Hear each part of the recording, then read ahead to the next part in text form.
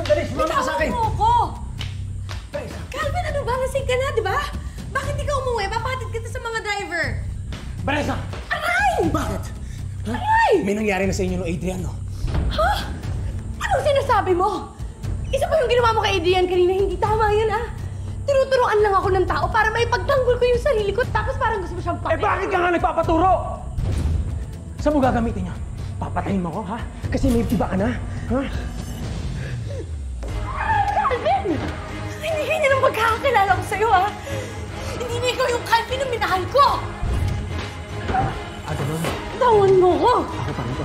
Ito pa rin si Calvin! Tama na! Tumigil ka na! Halika dito! Tawan mo ako! Sumama ka sa akin! Halika! Calvin!